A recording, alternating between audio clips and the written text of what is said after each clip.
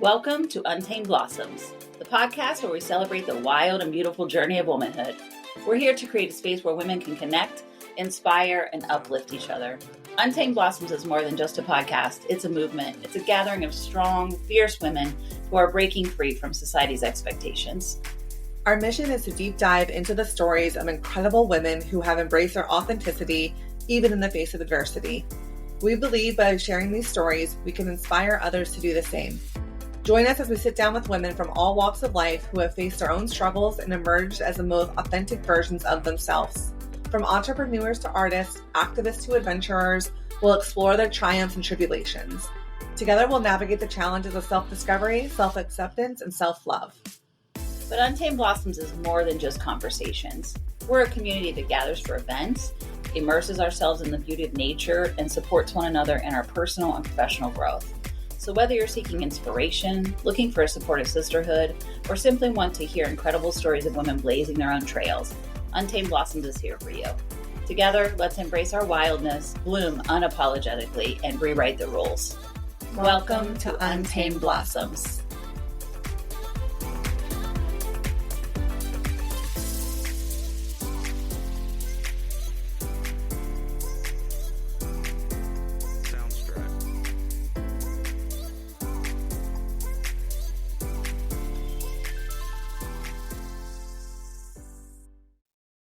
Welcome to Untamed Blossoms. We're grateful you're here. I'm your host, Amanda Riley. And I'm Cristi Riley. Welcome to the pod. It's a 2-pod episode recording day today. I know. Are you feeling winded?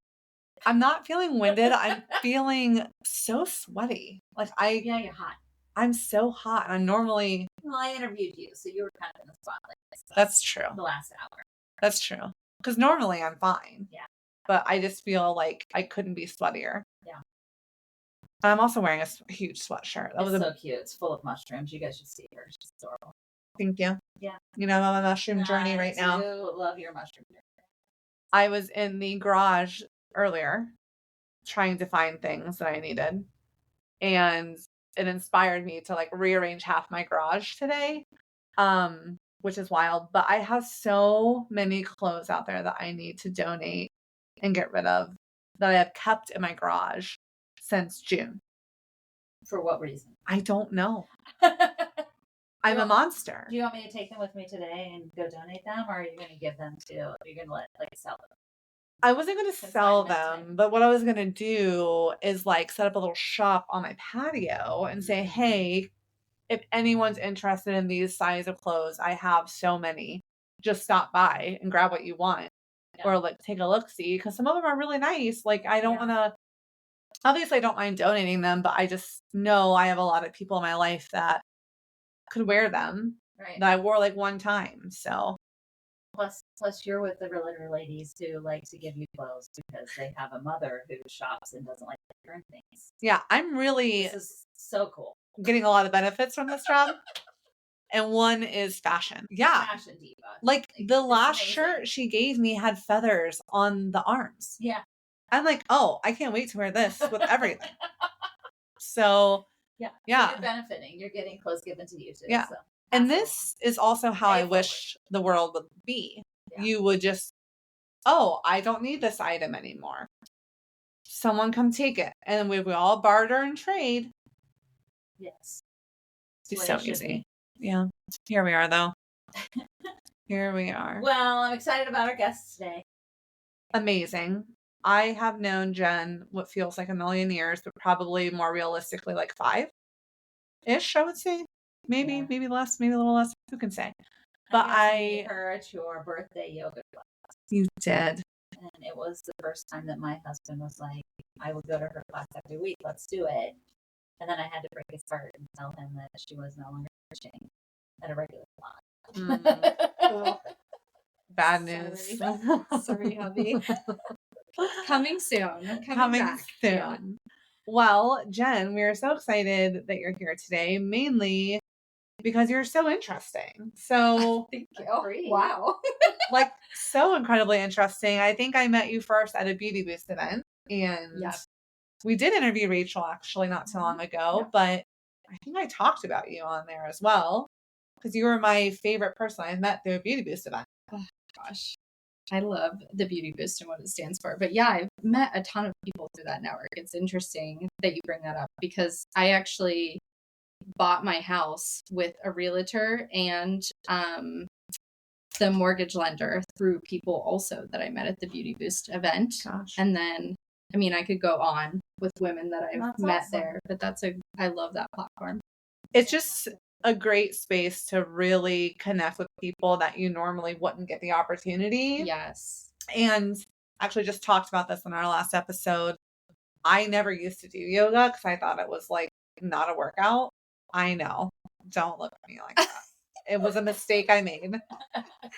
And Brittany introduced me to you at Beauty Boost. And then we came one Saturday to your class. Yeah. I died. Yeah, I remember that class because I was like really on one that day. Yeah. And I remember that song, if you a bad bitch, put your hands up high. Yes. And I was like, let's put our hands up high, let's go. And everybody else was sweating and I was having the time of my life. But in reflection, I did not read the room really for that class. It was like Brittany, myself, and like 2 other people. It was my first yoga class. It was meant to happen. Yeah. Had she been in Savasana the whole time, she would never come back. Yeah, she No. came back. Yeah. Immediately for like a whole. It was a great workout. And Yeah. And that it needed to be that for her to really break her. Yeah. So it was serendipitous. Broke you in a good way. Yeah, I was like, oh my God, this is fucking really hard. I'm like, why has no one told me how hard yoga is? You know, everybody thinks yoga is like love and light and, I stretching. feel the opposite. I feel like yoga is the thing on Instagram where you see people standing on their heads all the time. Mm-hmm. And so if you're a yoga instructor that's really pleading the case for accessibility and all bodies, and just making it inclusive, right? Mm-hmm. Like, I don't want to say you don't want to say that it's hard. It is hard because we don't stretch. Like, we don't take care of our bodies even in the most general ways. But like the way that I'm pitching yoga is never like, oh, it's so hard.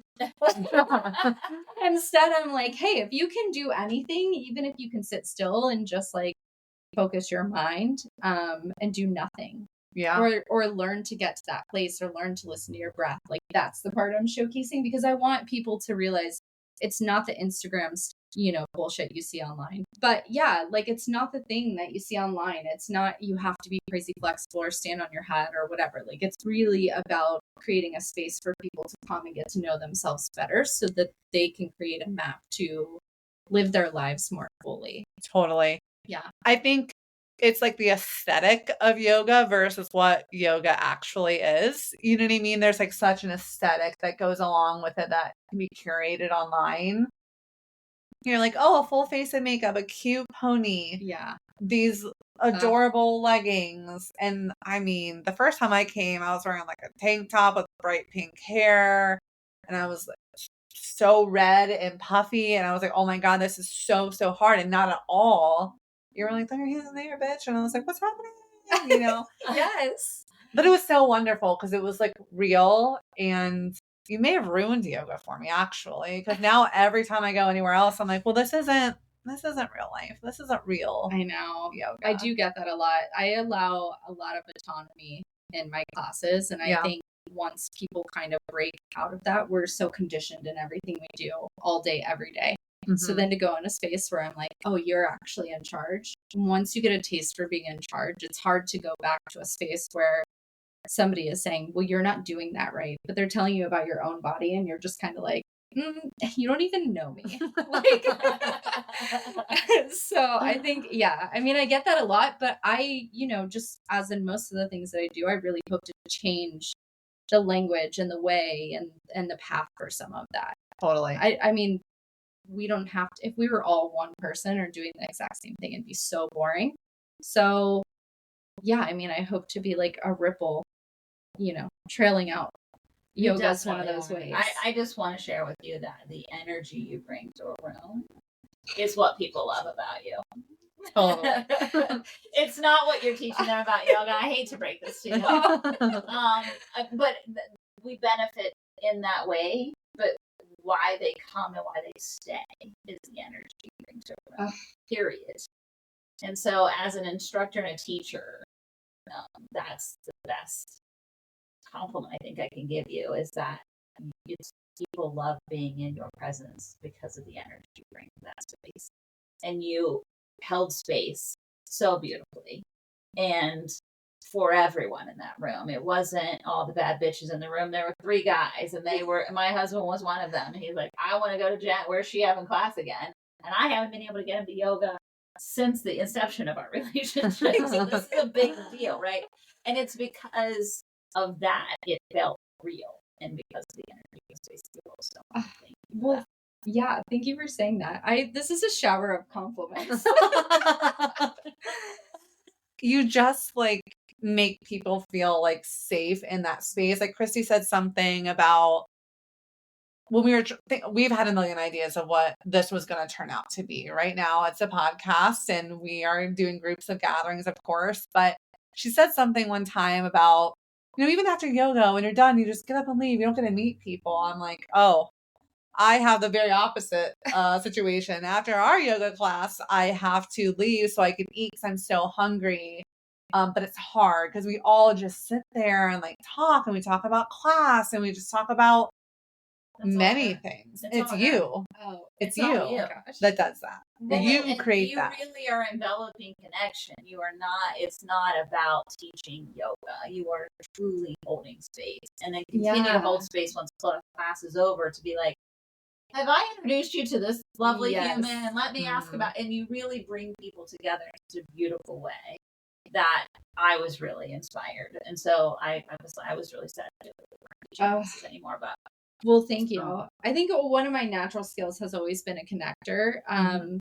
If you've ever had a conversation with me, like I will never come up and ask you about the weather. I'm always just like, so tell me about when you were 6, like, Right. So I get to know people on a very deep level, but I try to, I don't know, I'm always in a hurry, as terrible as that sounds, but I'm busy all the time. I balance a lot of things. And so I like my conversations to be really intentional and really meaningful. And I think through that, when I get to know people, I want to know things that are going to stick. And then so it's like, oh, this person loves this, and so do you. And like you happen to be in the same room, but you don't know that about each other, nor would you probably unless you've had 10 conversations. So let me bridge the gap. But I love to help people make friends. And I think a big part of what you're talking about is community, whether it be in yoga or in my work life or even in motherhood. Like that's something I feel like is so important, especially now more than ever, because we are all in a hurry. We're also stuck in our phones and all these other places. We forget to look up and say, who's around me and who can I connect with? We grew up earlier before cell phones, internet was like, I remember getting the home computer, Oh, yeah.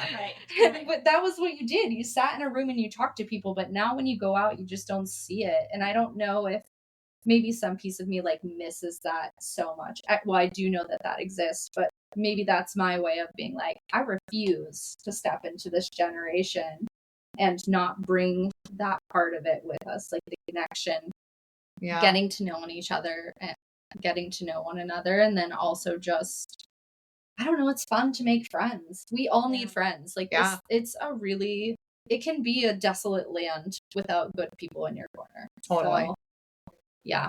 Tell us about little Jenn. How did you turn into this beautiful, amazing human being that you are today? So I lived a little bit of everywhere growing up. My dad was in the military. We moved from place to place. My family life was really cushy. And the thing about the military is it really does give you this like false sense of comfort, So then when my dad got out of the military and it was like, oh, actually everything costs money and you haven't had to pay for anything up to this point, essentially. No offense. But when we got out, it was a shock, I think, to my family as a whole. So that really created a lot of turmoil. So we moved from North Carolina to Ohio to be near family. But in that process, it created a lot of turmoil for my family. My parents were really great when we were in the military. They're really great now. I think that adjustment really, when I say it was like a complete turnaround from what I was used to. So we moved to Ohio. my parents were really struggling, I think, with probably adapting to what the outside world looks like, that transition. And that in turn, like my brother and I were kind of left to do a lot for ourselves. Me being the rebel without a cause from the time I can very remember, early on. I even remember I saw a picture the other day of myself like in a zebra outfit in the 90s, like from head to toe with purple sunglasses, like giving a peace sign, you know, and I'm just like, who was wearing that? Nobody. But like, I've always been bold. Yeah. So I think at that young of an age, that was, you know, puts us to around, I was going into the 6th grade. So, you know, just hitting my teenage years and moving to a place where I really was unfamiliar with as well. So I went from a very structured environment to like a free for all. I, you know, made friends probably with the wrong people, but I think that was a coping mechanism of not having a great, you know, great things happening at home at that time. And as things continued to unravel at home, I continued to just lean into this party scene. So at a very young age, I mean, I was doing it all. I was ripping and running, like smoking, drinking, eating mushrooms, like all the weird things. And that might be, you know, fine if I was a little bit older, but I was a fresh out of the gate teenager. Wow. Most experiences that I think people probably have. So 14. Yeah, around 14, I would say. The first time I ate mushrooms, I was 14. So if that tells you, you know, it takes a minute to get there. And that sounds fun, but you know, that was the light side of it, really, is like the darker side of that was I was heavily invested into the party scene at some point. By the time I was 16, I was pretty regularly, daily, I would say almost using like crushing up pain pills, and psychedelics is like the easy piece of that. But like the dark side of that was I was really starting to draw an addiction to like pain pills. I was smoking weed regularly, cigarettes, like you name it. It even went so far at some point when I, you know, like my job kind of took a turn to the rough side. And then like things were really getting out of control. So fast forward that to when I was 20, I found out I was pregnant. And I don't know, something inside of me, like I'm just a girl. When I decide I'm doing something, that's what I'm doing. Yeah. And so I found out I was pregnant and I was like, well, time to get my shit together, and literally like quit smoking that day, stopped using any kind of a drug. Like it was just like, and I know that that's not how that always goes. But I think at that point too, like I was watching everyone around me. That's when, meth started to like really turn into heroin. And so I was starting to see the people that I had grown up with and party with pass away. So I think I was already on the fence, like, oh, this isn't fun anymore. Like, we're not all up. Everybody's like starting to get down, and then some even with some passing. So, yeah, this isn't all fun and party. Yeah, all fun and games anymore. Yeah. Like, this is some serious shit. People are dead. Yeah, absolutely. And I think like, and I have this baby, and yeah, life. Yeah. Right. And I felt responsible for that. You know, I've always been one for like be accountable for your choices. And so while I fully support, you know, a woman's choice, my choice was, okay, well, I need to show up for this. Yeah. Like, I know I'm young. I know I'm not prepared, but like, that is my choice, and whatever that takes. And also just, I don't know, I think something inside of me was like, that's enough. Like, I've already done it all, you know? Were you frightened by the prospect of going through pregnancy? Like, were you... Oh, terrified. And how was your like family like supportive in that decision? And you know, my family, I think at first they were just like, well, what do you want to do? And I think at that point with where I was in my life, like my family by this point, my mom and dad were divorced. So that had kind of like reached its breaking point. They were supportive of whatever I needed to do. They were going to get behind me. But I think the clearer thing was like, hey, I don't know that you're in a spot to have a baby. Yeah. So they definitely gave me the space to make that choice. But like I said, my mind was made up. And my parents know that about me, right? Like, you can tell me whatever you're going to tell me till you're blue in the face. If it's not what I think is the right choice, you're wasting your breath. Classic Taurus. Yeah, classic Taurus. Yeah. So, but being pregnant was terrifying, you guys. Like, I'm not kidding you. I never babysat. I was never actually just watched the Martha Stewart documentary. Me too. Oh, it was so incredible. It was so incredible. And she said so many things, but it was really validating to me as a woman who like never fantasized about getting married or having kids growing up. Yeah. That was never my thing. I was always a doer. And she said that. She was like, I had this kid, but like, now what? Like, I didn't babysit growing up. Yeah. I did not fantasize about having a big family. That was never, I was always the person that was like, I want to travel. I want to go out and see the world. Yeah. And that was, I didn't know at that point how I was going to get there. And it's kind of funny how it's all like that motherhood actually was the catalyst for me to get to this place. Yeah. But yeah, I mean, I was terrified. Yeah. Was the baby's father involved? Yeah, well, so his dad is around, and he's actually awesome. And we had our ups and downs for sure. And like the first couple years were super rough. He was not around at first. But I'm also a firm believer, like, if you can have both influences in your life, as long as they're healthy, like, you should. Right. I wasn't sure if he was part of the party scene, and then I broke him. You very much made a different choice, right? Yeah, that could have been, somebody could have chose to stay in that world and not been a great, totally. So it was influence. kind of the opposite, where he was like very straight edge until he met me, and I ruined him. I was like, come see this wild side. And then I think that was his first introduction to that. So he was like living his life for the first time. And so for the first few years of our son being young, he was not super present, but then eventually he came around, and kind of my direction on that was just like, hey, if you're going to be here, you're in, but like, you're not in and out. And he, I think, handled that very well. And now we have such a great co-parenting relationship. Nice. I mean, I hear all the time that I have like, everyone's like, you're so lucky. And I'm like, yeah, I am. We just don't have drama. I think we're both in it for our son to have the best, because we both grew up in very rough childhood environments. Yes. Yeah. Yeah. Well, and they're seeing it past the work. Yes. You put in 2 years of work, right? Everybody's seeing it now, but it took work to get there on both your parts, right? Not only collectively, but individually, to get to be in a place where you can co-parent. For sure. And our son has taught us so much. I think he's taught us both patience. I think he's taught us both to slow down. I think he's taught us both to love a little harder. And those are like things that have helped bring us together. Yeah. Which is cool. For sure. Yeah. I love that. So after you had your son, what was some of those changes that happened within you to move you towards more a spiritual path? I think after my son was born, actually, I know after my son was born, something in my brain just clicked.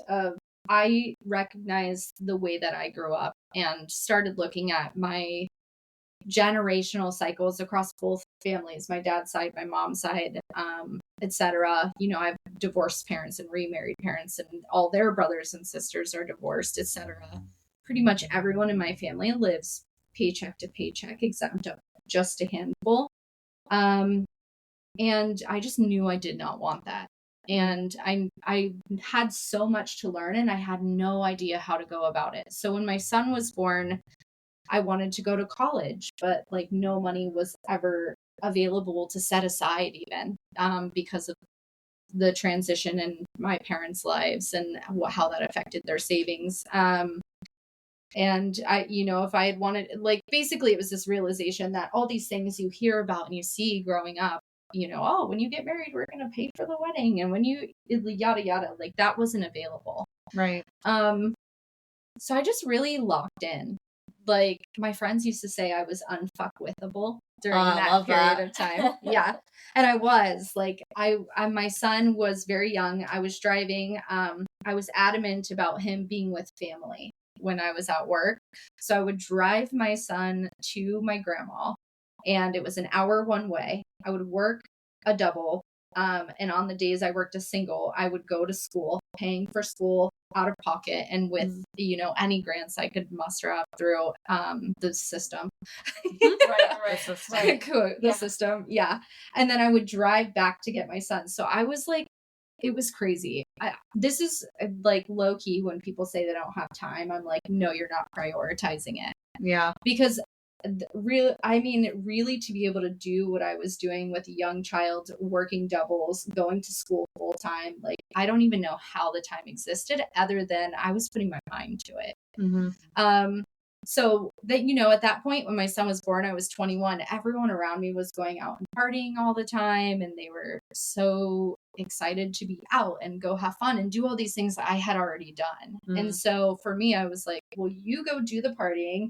I'll be over here leveling up my life in a way that my cycle, this family cycle, does not repeat what I've had happen before me. I was always really adamant about that. I wanted my life and my family and all of these things to be different. My family is not affectionate. We do not see each other and get together for Sunday dinners, like just all of these things, right, that you see in media that really tries to tell you how it should be. I think at one point I was just working toward that. Now very different. But at that point, that's really what it was for me. It was like, no, my kid's going to come home and be excited to see me because that's what's supposed to happen. Yeah. So through all that, right? So I'm going to school, I'm hustling, I'm working like crazy. And how I got to this journey now. So the more that I work, Rihanna said it best. I was like, damn, how come I can't ever get ahead? And it was kind of this realization of like, we are stuck in this box a little bit. Like we tell you to go to work, but is that actually how you make money and be able to like take a day off and not worry about pay? Or are you making money while you sleep? All of these things. So it was this uncovering of like investing and buying a home and what that actually is and these sort of things. So I just started to dig in. The internet will tell you anything you want to know. The intro will tell you everything. Yeah. So I started, I really just started to dig in and learn as much as I could. Like, okay, I don't know how to invest, but I know it exists. I know student loans are like kind of like a trap. So like, what do I need to get around that? I was like the queen of a loophole, essentially, where I was like, I was never taught this. I have to teach it to myself. So how do I teach somebody who is very naive in this world of leveling up, essentially to get to the other side? And even that skill in itself of not just trusting what you've been told and saying like, there has to be another way. This cannot be the only thing. That's pretty, I don't know, crazy, impressive, all of it, because most of us just say, this is what's been told to me through media, through our parents, through any kind of influence. So I'm just going to do these things. And then you look around when you're 40 and think, what the fuck? Yeah. But you kind of reverse that. That's amazing. Well, yeah. Thank you. I mean, that's the goal, right? It's like, I'm a firm believer, like question everything. I think that's why I've always been the black sheep, and even positive that's in your human design. Okay, well, I'm sure it is. I'm sure we should do a map sometime. And still, I question all the time. From what I read from it, like on Pinterest, it'll give you the tidbits. Right. I'm always like, oh yeah, that's me. But then when I look at the body map, I'm like, this is like crazy. Anatomy. I know my limits. It all out, and she has a beautiful way. Listen, I would be interested to know, because I know that what I do know of it, I feel very connected to it. And I think it's like anything else, right? Like, the more awareness you can have about who you are as a person and how to map that, like your life path number or your astrology or whatever it is you're using as your guide, right? The better you can approach a situation. We're all with them. We're all in. We use them all. Yeah. Amanda and I are like, we're all in. The more mapping, right? I think like you said the best. Like the more you can map yourself, the more you can show up correctly, like in flow. Yes. Yeah. Totally. We've had a bunch of people, we've had human design. We've also had Enneagram. Dr. Mary came on and did Enneagram work. Like it's all similar but different, right? It's all giving you a blueprint, but in a different way, and it all resonates with you. And I think that's really fascinating. Is that we don't have to say one's wrong or one's right or one's better or worse. It's literally, what do I learn from it? It's a tool. Yes. Right? And what can I learn about myself? What resonates?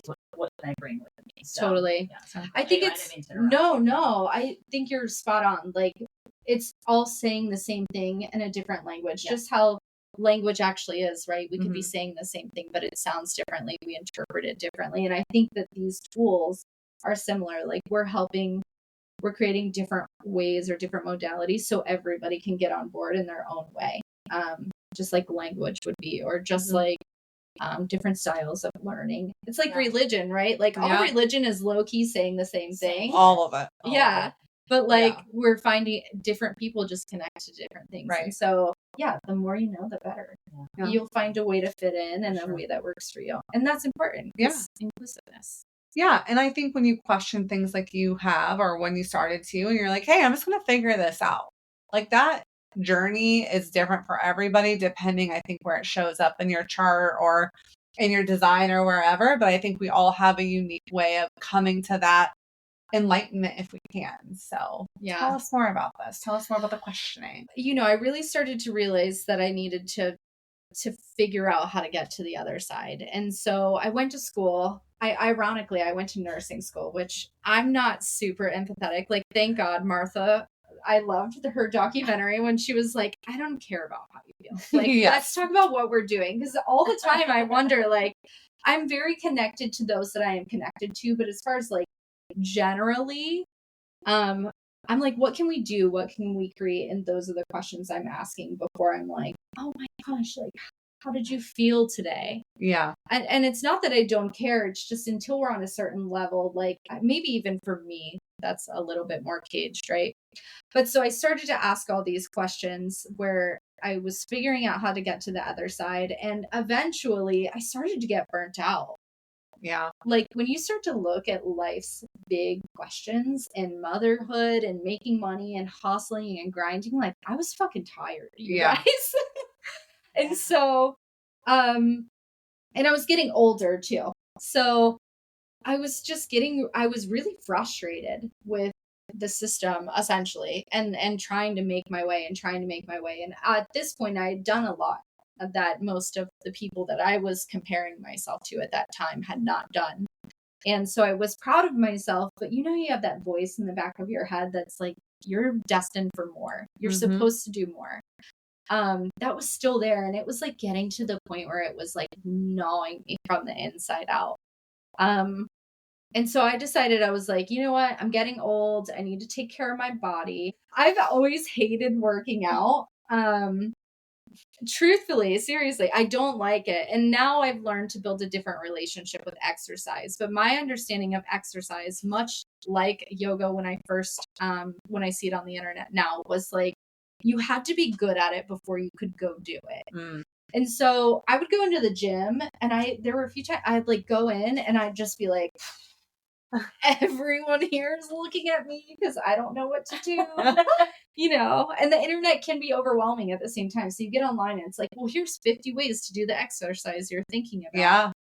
And so my relationship, with my physical body was not healthy because of some issues I'd struggled with growing up, off of the drug thing really created a body image issue. And then in general, like, women and how we're trained from the media, like, if you're not a size 2, you suck, like that sort of shit. So exercise was like very intimidating for me. So anyway, I'm like going to all these one-off classes, hate it. Everyone here is like a meathead and it's not a welcoming space. Or I can't run on a treadmill for more than like 0.2 miles without like salivating out of the mouth. And one of my friends kept suggesting yoga to me, and I was like, I don't know. So I just decided to go. Finally, I was like, you know what? I've tried everything else. I hate this. Let me go to yoga. And this was like, you guys, one of the most iconic moments in my life still to this day. So I went to my first yoga class. It was at a studio called Namaste and Love. And I had a lot of anxiety and depression going on. Okay. And with all of the things that were like going on with all the sprinkles of information you've heard about my past to this point, I went and got on my yoga mat. And for the first time, and like how old was I? I've been teaching for like 5 years now. I did my yoga teacher training in 2020. So in 2019 was my first yoga class. So for the first time in 20 something years, I had silence for 1 hour. And at this point of my journey, my anxiety was so bad. I was working in a space. It was very toxic. I couldn't be, if I was going to be 5 minutes late to my job, I'd be like, I should just call and quit. Like they're going to fire me. It was very, very bad. I remember getting on the mat, and at the end of the class, I was like, holy shit. Did I just not think for 1 whole hour? And I went into that class thinking it was going to be exercise, but I came out of that class being like, everybody needs to know about this, because I know I'm not the only person who struggles in this way with shutting their brain off, with letting their thoughts eat them alive, and depression being so thick and heavy. And like, I literally just light switched it off for a whole hour. It was crazy. So that was really a catalyst for like the next couple years of my life and really how the journey unfolded. Yeah. Did you feel like within that class, you immediately, talking about that voice, you're destined for more? Did you feel like that connection at that moment of like, this could be a stepping stone in that direction? Not yet, honestly. Okay. I think I was so enamored by like the mental health piece of it. I threw myself into the practice. I was like, as many classes as I can get into. I think most people start their relationship with yoga that way. Yeah. It's the same, right? Like, and then later you're like, I want to share this with everybody. That's how every yoga instructor's story I feel like I've ever talked to goes. Is that they love it so much, and it was so profound for their own mental health, physical health, all of it, that they're like, I have to share this with everyone that I know. Definitely. So they find themselves in instructor training. Totally. Yeah. I took my training too during the pandemic, which was so crazy. So basically the way that they framed it was we were going to meet once a month. So that way we all had time in between to make sure nobody was sick. Right. And then it was this really, really sacred space, because at that time we weren't seeing anybody.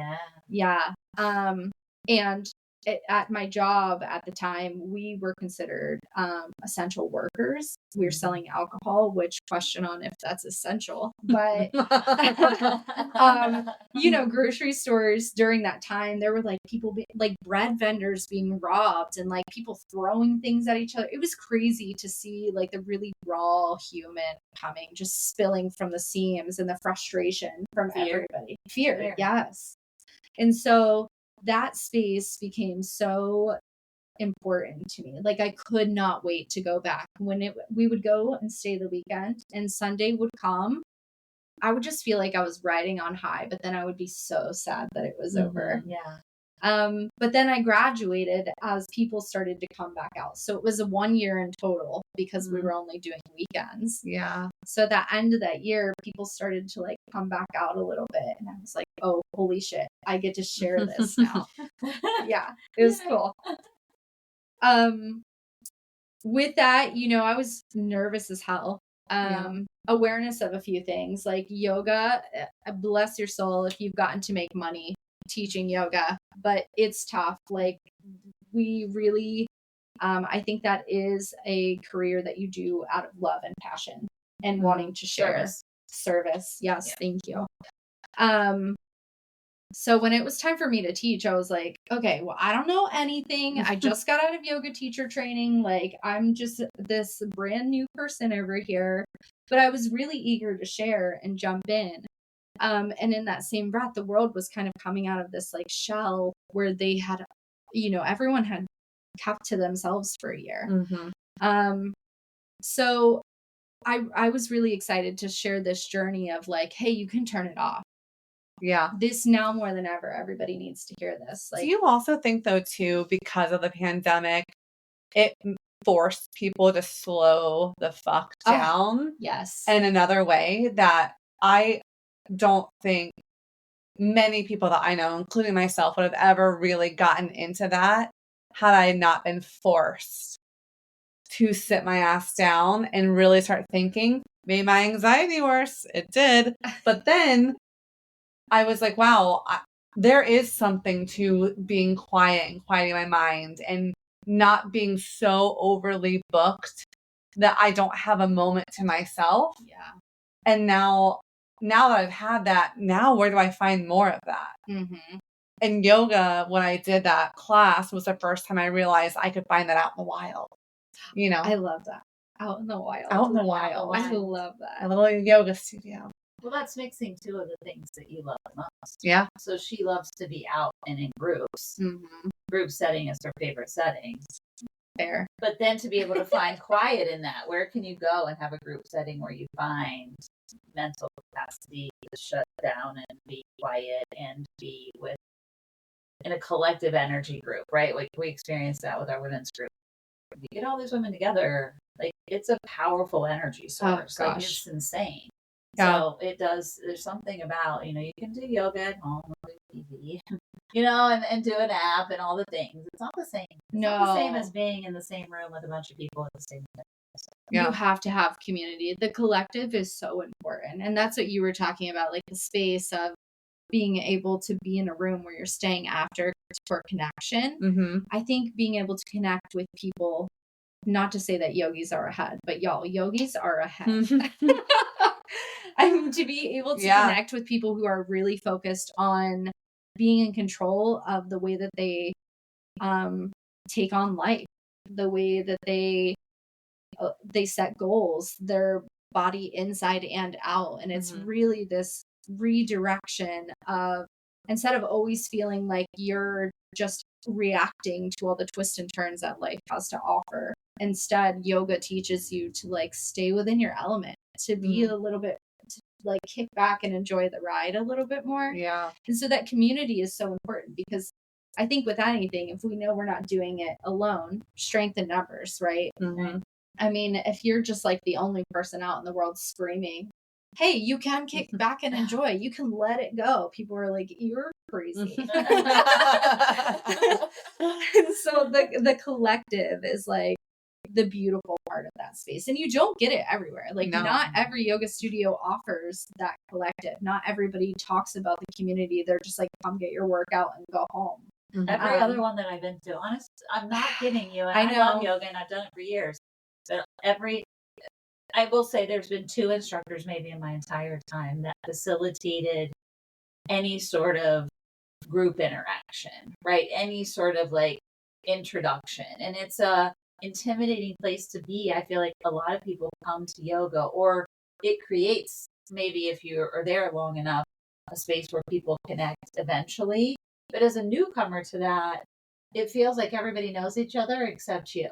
Yes. And so then it's, like had I come to your space, right, and these lovely people from Amanda's party, everybody knew each other, right? Like you guys all knew each other. Yeah. You all knew each other's names. You knew about each other's lives. You knew that they all knew that you weren't drinking. They all wanted, like, it was a cool space, and that, but had you not been the person you are, me and Stan and anybody else who hadn't been there yet could have very much felt as an outside part of that. Mm-hmm. And that's not how I felt at all. And obviously we knew you, and right. And I besides you, I knew most everybody else in the class, right? Yeah. But that was just because we were there for your party. But I do think that there's these yoga experiences that most instructors just don't facilitate that after part to really, or to have like, okay, all of my students come and I'm going to have a mixer event, right? Where we're not doing yoga. We're just going to hang out and get to know each other. And we've talked about this. We talked about Untamed Blossoms, is that just having that opportunity for women to, and men too, but to get together and talk and meet each other and befriend each other and have people that are like-minded and like-willed and experiencing, if you're coming to yoga, chances are we could be friends. Right. Right? Yeah. Right? Like Yeah. if you're coming here regularly, chances are we have a decent amount in common. We may not have a ton in common, but we have some things probably to befriend each other. Most likely, I'm going to guess. So we're like, it's the last time you had your astrology reading done. What signs are you? What's your rising moon? And everyone in that room is going to be like, I can answer all of that. Like, no problem. We're friends. We're on the same plane. Right? Yeah. But I never got an opportunity to really meet other women in any other classes. You know, this is like my pet peeve, another pet peeve about yoga. Like, I think we should have to mark the classes like yoga and then like yoga-ish with like an asterisk at the end.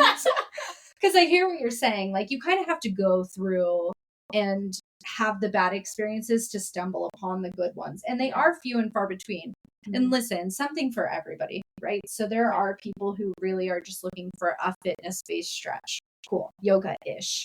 I feel like your true yoga instructors are fostering a community and getting to know you as a person, getting to know the collective. And that was a big part of my class, always teaching something in regards to whether it was the wheel of the year or if it was the moon and where the phase came in and what meditations we could be doing or tantra or a million of these things where it was like, you're going to get to know yourself on this mat, but we're all going to get to know each other. And this is a safe space and everybody in this space is in their own little bubble, but like together, the collective, we are building something. Well, and I do think you guys have it where you were teaching had a space where you could actually stay and mingle and another class could continue on. And the problem is that the studio was so tiny that I was going to, that there was a little area that literally, if you didn't get your shit out of the cubbies quick enough, the next class coming in was like moving shit. You know what I mean? Like it was like that, right? Like it was a quick shuffle.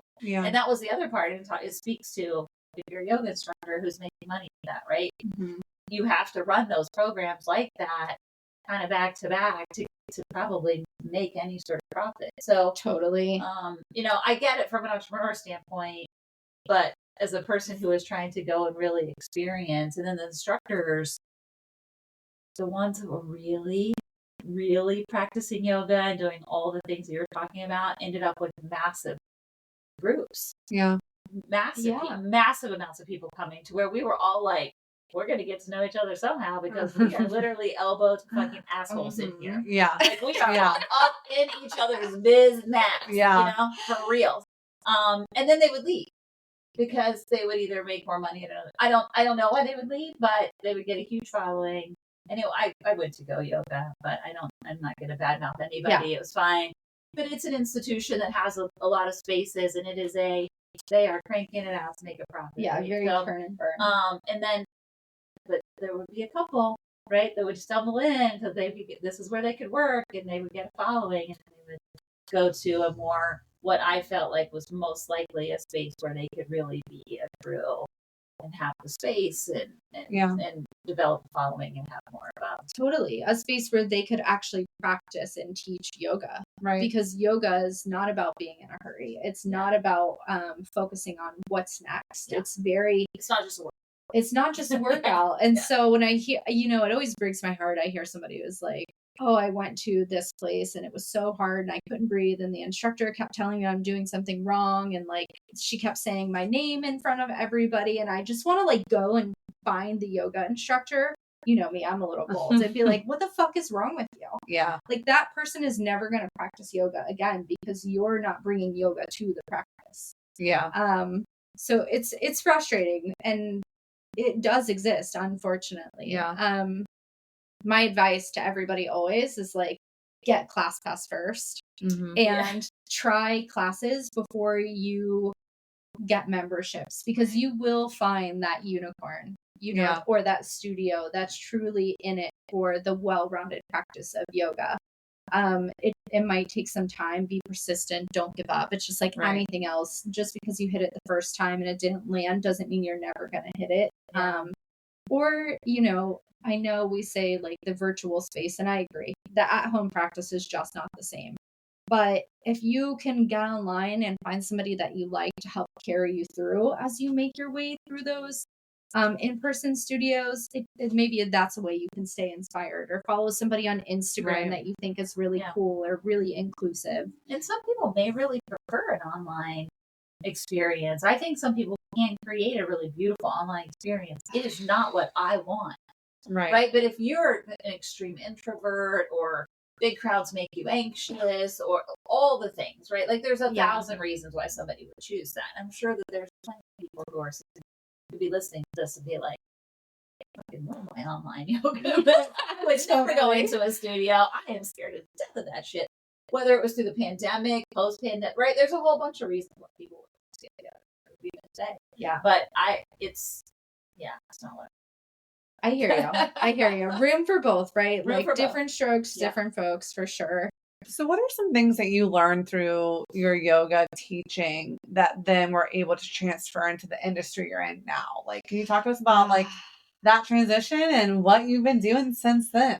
Okay. So, from motherhood and the student to the yoga teacher who really wanted to slow down, like her baby boy was teaching her to do, but learn to love life at a more bearable, durable pace, longevity, etc., to what I do now. So at the time when I was going to yoga teacher training, I worked in the alcohol industry, and I don't even feel the need to be nice. That shit is toxic. It's a very male dominated industry. That was kind of my first awareness that the glass ceiling is very real for women. So I was working at this, this big company, and it was one of those things, like, just no matter how hard I tried, it didn't matter if I wanted to bring over the inclusiveness I was finding in this new space, or the creation or creativity, like all of these great things that I was digging up along my yoga journey, and try to fuse them into the company that I worked for. They were like, stay in your lane, you're a woman, like, be cute and smile and shut the fuck up. And it started to stick out like a sore thumb, right? At this point, like, I was raising a young boy who I was really, on a war path to get the vision from A to B. Yoga, I was so immersed in my life, from my friend group to the collective that I practiced with, to the way I was taking yoga off of the mat and really starting to let that be the guide for what I was doing. So my job at the time was like this sore thumb that I couldn't stop thinking about. The alcohol industry was tough. I mean, I worked not in bars and restaurants too. I was doing large scale distribution. So like your Krogers, your Myers, that sort of stuff. And I was watching the same people show up at 10 a.m. to like get their vodka off the shelf. And then like one day those people wouldn't be there anymore. So it was hard. Yeah. And so that low vibration constant around you. Yeah, well, and then when everything else in your life, when you've really put your blood, sweat, and tears into elevating your life up into a really juicy, like colorful, soul filling place, and then you just have this black speck, like just staining all your happy juju, you're just like, we got to take care of that. Well, and you're spending a significant amount of your life at this job, right? Yes. When we think about our jobs, right? Like Amanda leaving corporate America, when you have elevated literally your vibration, which you were really working hard to increase your vibrational stance. It's a low vibrational substance. It's been tested over and over again. It makes people who consume it low vibrational people, right? And so you're in this industry that's just not lining up with this new version of you. Totally. Like, this is where I want to be, not here. Yeah. It was, I mean, it's just, and listen, I still have a drink from time to time, but like the way that I drink, I'm so mindful about it now, like who I'm around. Not only that, I work in the cannabis industry now. But when I am consuming, I've learned so much about cannabis. I'm more mindful about it. I think alcohol is one of those things where it's like, go, go, go, go, more. And I don't want, that's like anything else, right? You want balance in everything. Too much one way or the other is not good. Yeah. So it was just this big black pit in my life. And I was like, I'm here for like wellness inside and out, or fucking bust. Like, I don't want anything in between, and I refuse to settle. I haven't settled to this point, and now I have this like really awesome kid. I have this really awesome practice that's changing my life. And I'm just not going to go to work every day and hate working. It's all this time, you know, that I'm putting into this place. Like, what am I getting out of it? Yeah. So I kind of set out on this journey where I was like, I'm either moving back to North Carolina and starting all over again and just going to live by the ocean because that's what makes me happy, or I'm going to go work in the cannabis industry. So I said to the universe and Taurus, so like, I don't know, I swear to God, a natural manifester, it's just who I am. I put something out and, you know, it usually 9 times out of 10, I see it come back to me. So I said to the universe, I was like, I'm either going to get the perfect cannabis job or I'm not, or I'm moving. Like, I'm just going to start fresh. I have things that I need. I have yoga. I have my kiddo. Like, I just am missing the beach or a good job that I love, like one or the other. So I had put a deadline in place. I knew, I always said I would not work more than 5 years at the job that I was at. And I was rolling up on my 5th year. So I was like, okay, I'm cutting the thread. It's time to go. And out of thin air, actually interviewed at the company that I'm at now previous to when I was hired there, but they weren't ready for me yet. They were like, whoa, you're, you know, I was at the beginning of the cannabis industry. I had a lot of distribution experience. So my lovely director, she, you know, she kept me at the top of her mind all of these years. And when she was ready for me, and I just so happened to be ready to jump off of, you know, the current ship I was on into the next boat. And she called me and she was like, what will it take to get you on my team? Wow. And I know. That's wild. It was crazy. Awesome. I still don't have a beach, but I get to take a lot of vacations. So there you have it. Yeah. But it was really beautiful. So I work in the cannabis industry now and I absolutely love it.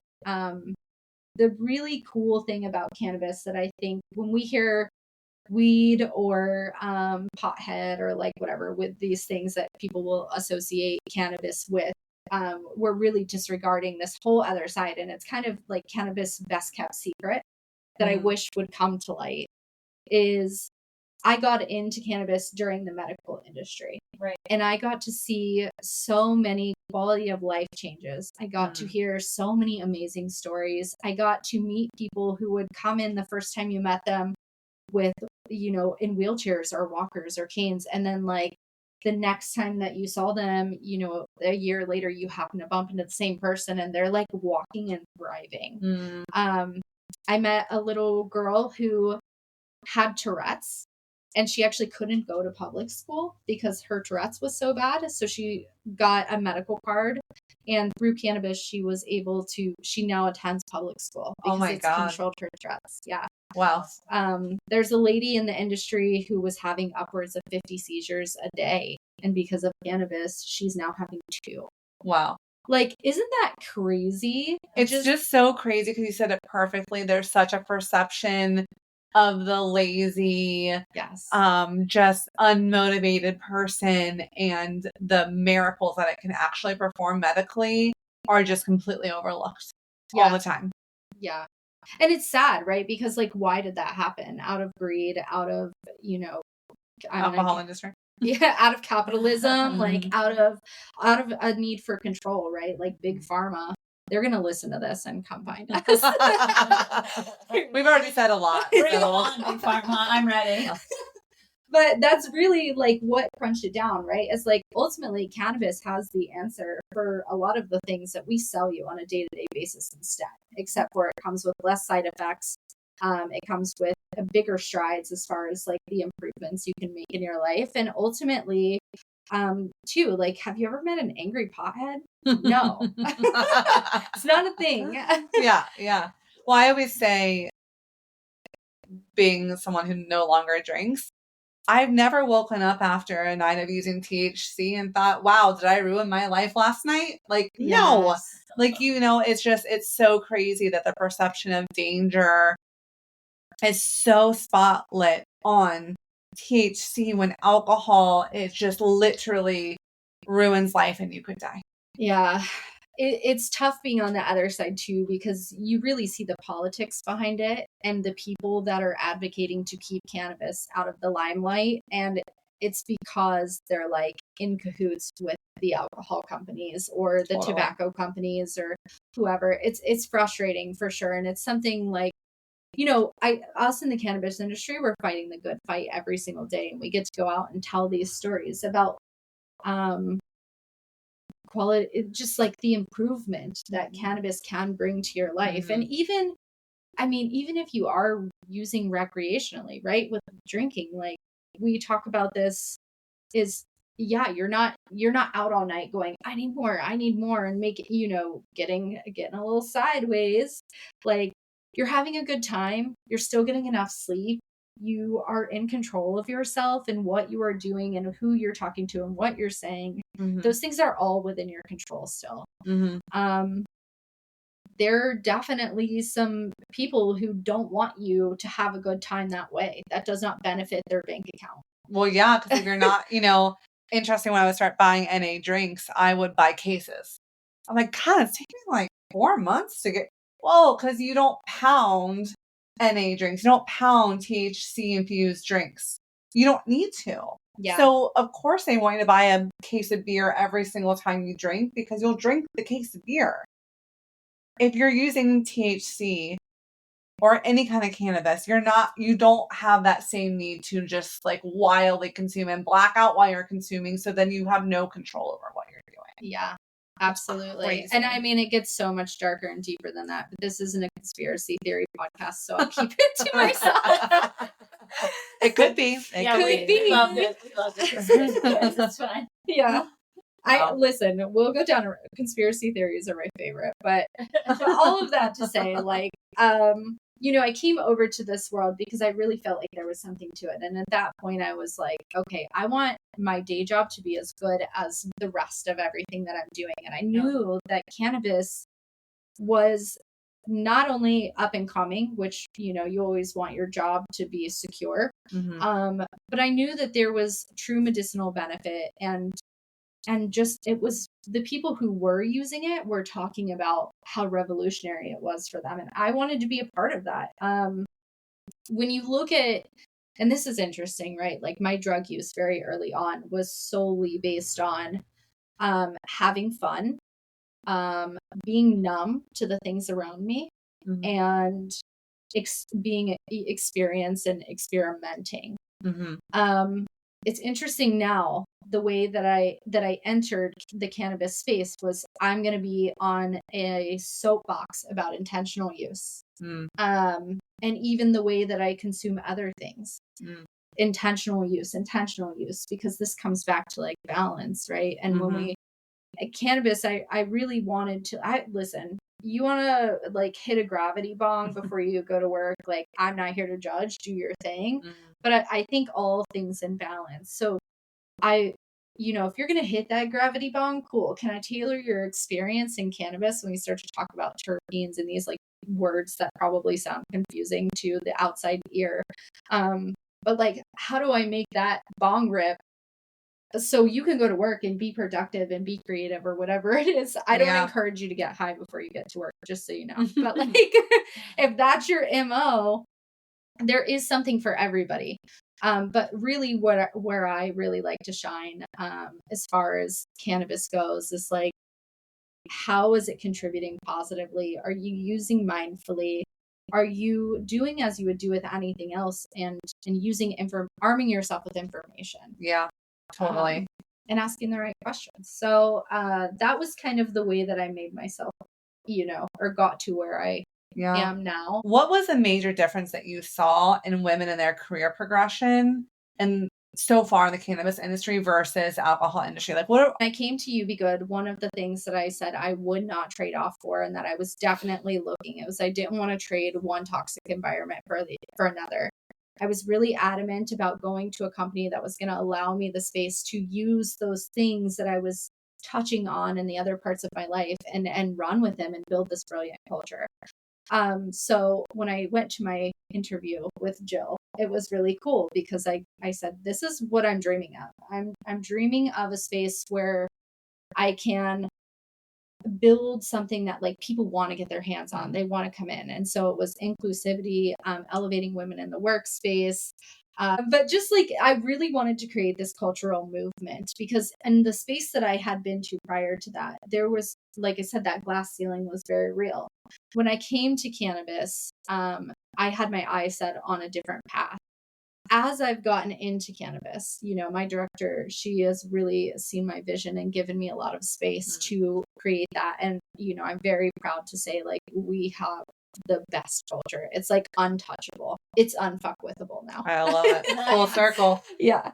But the cannabis industry on its own is very unique in the way that it's kind of, I don't want to say it's untouched by like traditional business, but there are a lot of young professionals. There are a lot of people from different backgrounds. There are a lot of people of different color, different religion, I mean, there are so many things you do not see in a traditional workspace. And so it's cool to see some of these younger people who are trying to push things toward a new way of doing things.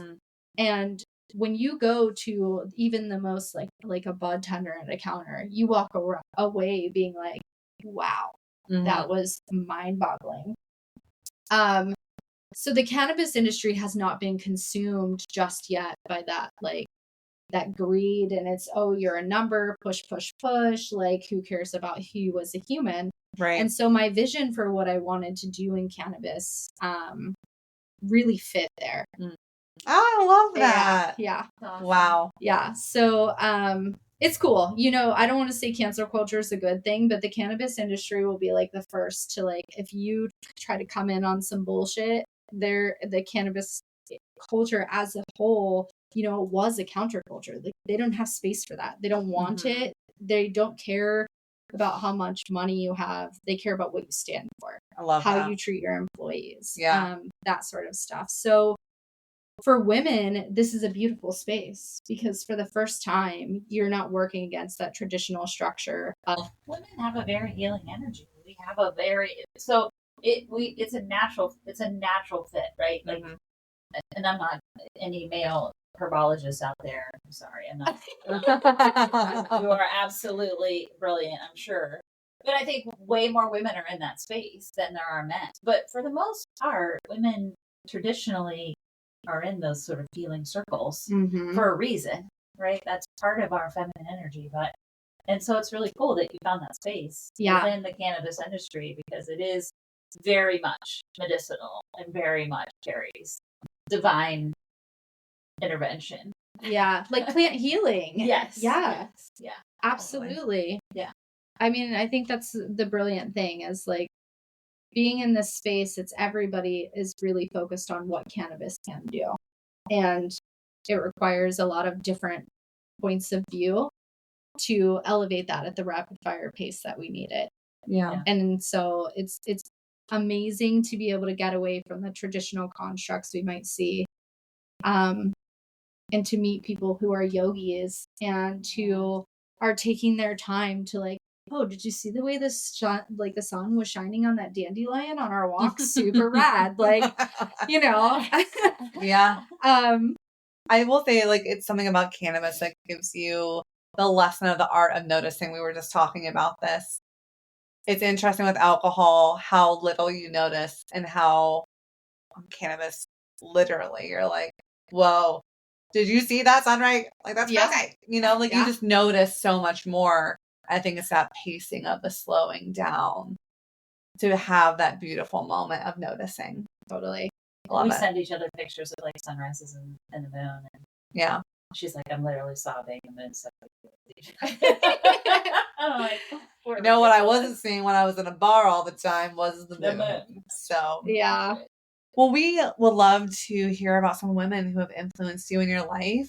So my list, I'm actually really excited about this part because some of it's unhinged, but that's okay. That's okay. So influential women in my life.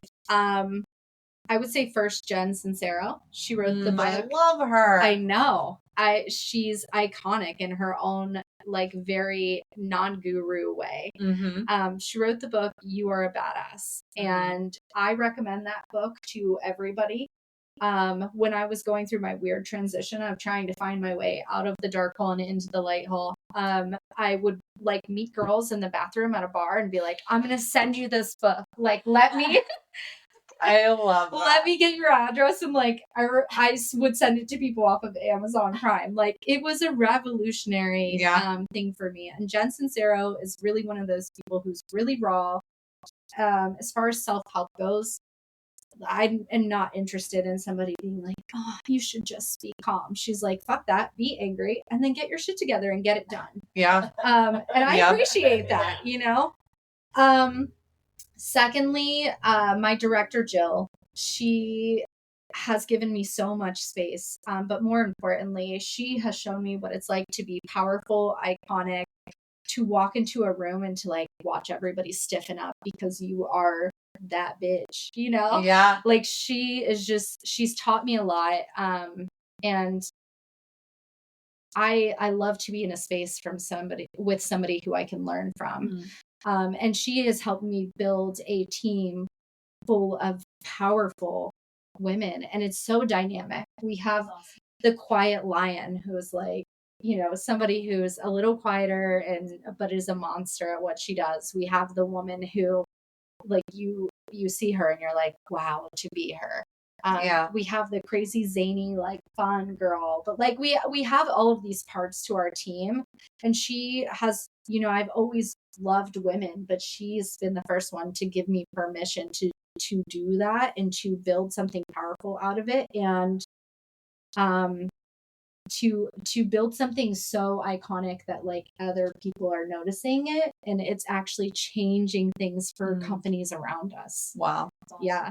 So my director and my You Be Good girl gang, love. Lastly, you know, for me, women who I have always gravitated toward in my entire life growing up, think like the Daria, the Yellow Power Ranger, Sporty Spice.